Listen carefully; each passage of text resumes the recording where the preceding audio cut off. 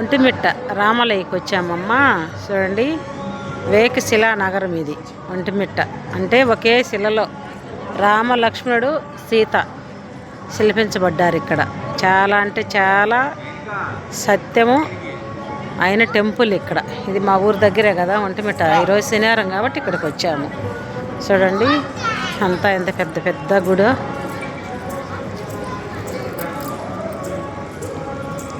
చూడండి, గజిస్తాము ముందు పక్క,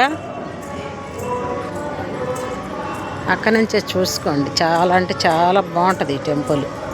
చూడు, గజిస్తంభం ఎదురుగా లోపల రాముల వారు ఇక్కడే. చూడండి ఇక్కడ